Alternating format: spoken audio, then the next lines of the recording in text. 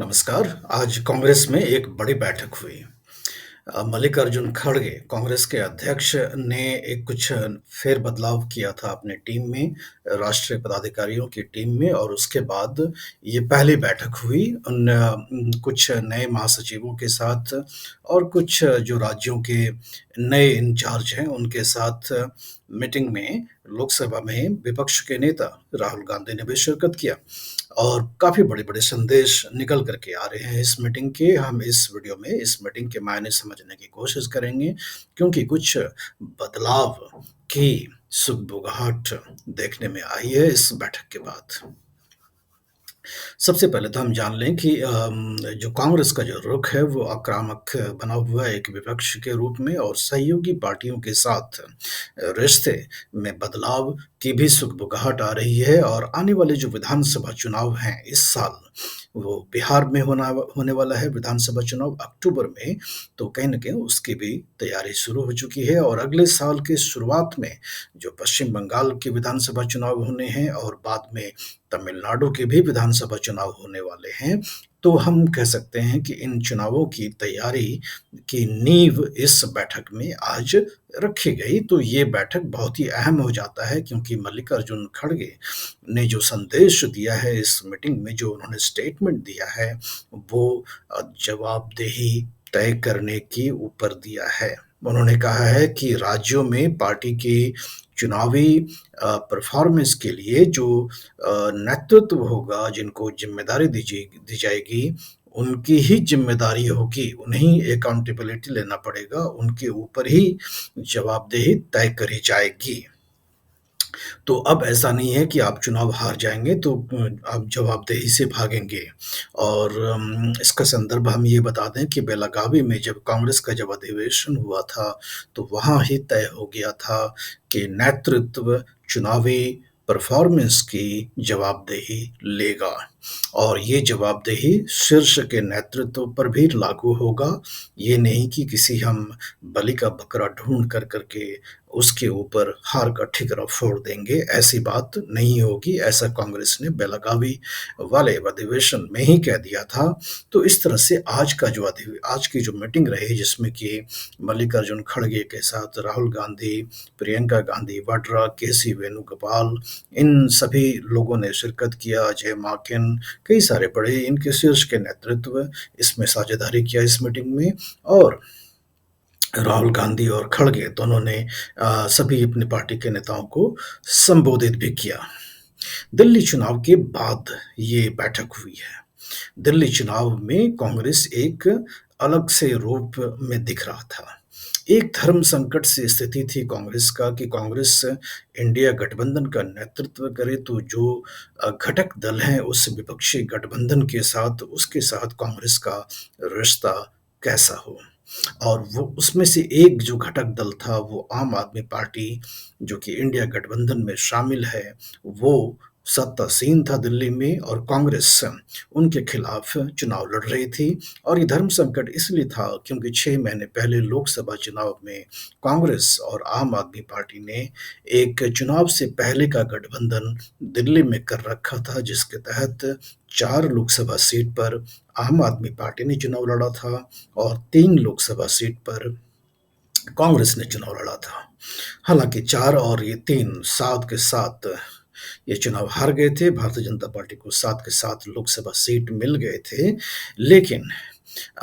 दिल्ली विधानसभा चुनाव में आकर के अलग-सा रुख हो गया। दोनों ही पार्टी एक-दूसरे के राइवल प्रतिद्वंदी के रूप में दिखाई पड़े।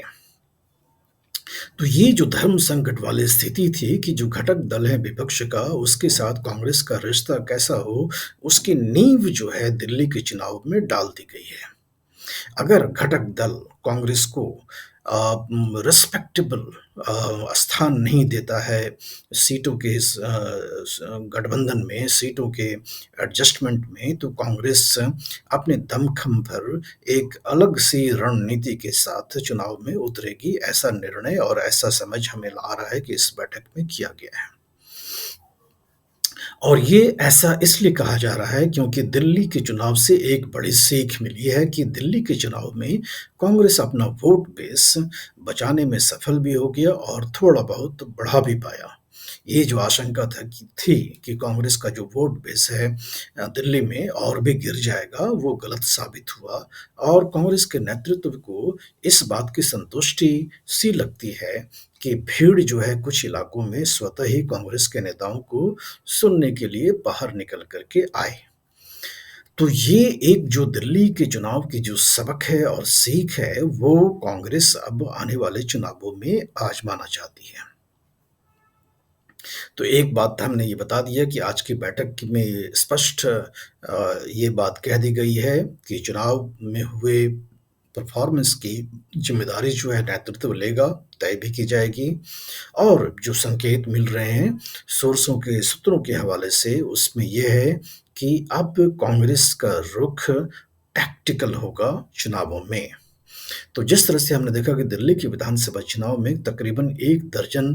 विधानसभा सीटों के ऊपर ही कांग्रेस ने अपनी पूरी पूरी ऊर्जा लगाई थी। वो उन 1 दर्जन सीटों के ऊपर विधानसभा सीटों के ऊपर 70 विधानसभा की विधानसभा है दिल्ली, तो 70 में से करीबन 12 सीटों के ऊपर कांग्रेस ने अपनी पूरी ऊर्जा केंद्रित करी थी। अब जो मालूम चल रहा है कि कांग्रेस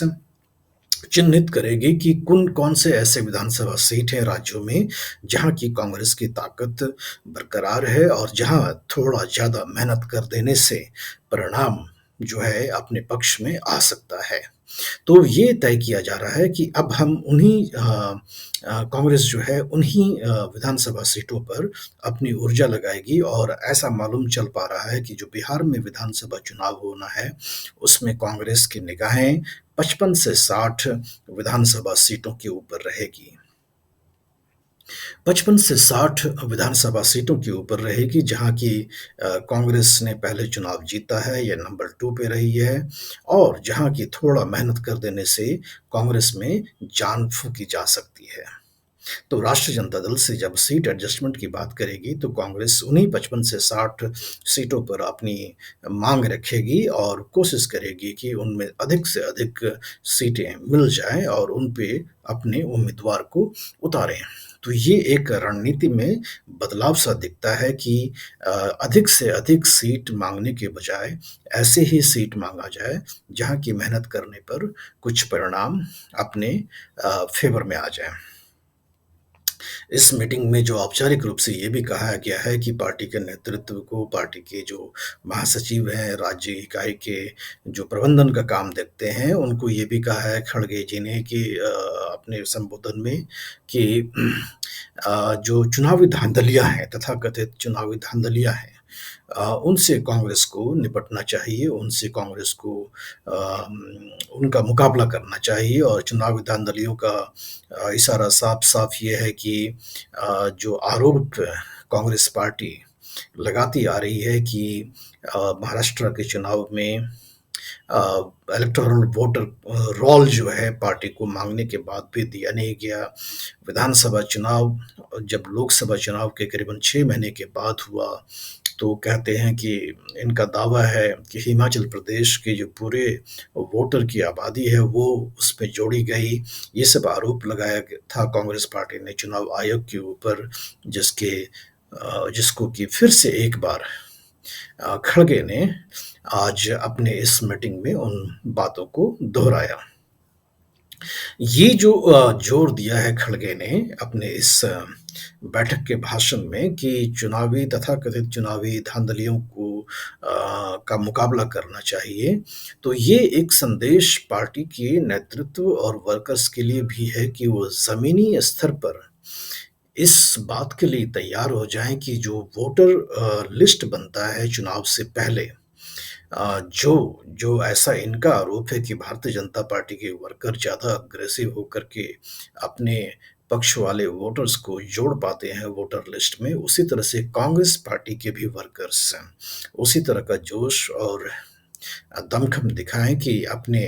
जो वोटर्स हैं, अपने जो लोग हैं, उनको भी वोटर लिस्ट में जोड़ पाएँ और साथ में ही जो वोटर लिस्ट में एडिशन और डिलीशन जोड़ने और निकालने का जो क्रम होता है, जो निरंतर चलता रहता है, उस पर अपनी पैनी निगाह बना कर के पार्टी के जो वर्कर्स हैं वो बना करके रखें। ये इशारा एक तरह से कांग्रेस स्पष्ट शब्दों में अपने नेतृत्व को भी और पार्टी वर्कर्स को भी दे रही है, लेकिन रणनीति में बदलाव की सुगबुगाहट है,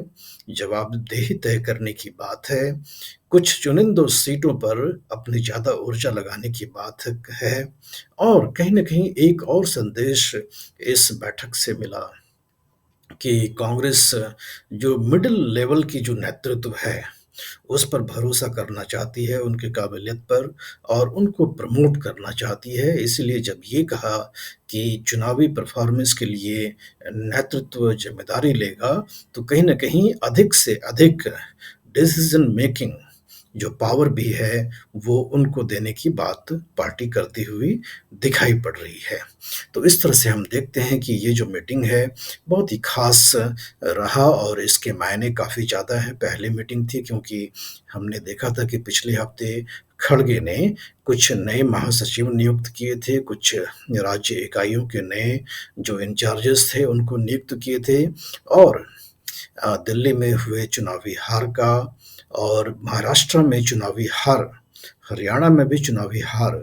के बाद जो पार्टी के अंदर, कांग्रेस के अंदर जो मंथन चल रहा है, उस कड़ी में इस मीटिंग को देखा जा सकता है कि हालाँकि झारखंड में कांग्रेस जिस गठबंधन का एक घटक दल था, झारखंड मुक्ति मोर्चा के साथ उसकी जीत हुई थी, लेकिन झारखंड की जीत कहीं न कहीं महाराष्ट्र, हरियाणा और दिल्ली में हुए हार में उनकी चमक खो जाती सी दिखाई पड़ती है। तो ऐसे में आज हुए जो इस मीटिंग का है, उसके काफ़ी सारे मायने देखे जा रहे हैं। आप हमें अपने विचार लिख कर के बताएँ। वीडियो का लिंक अपने दोस्तों और रिश्तेदारों के साथ साझा भी करें और चैनल को सब्सक्राइब भी करें। धन्यवाद।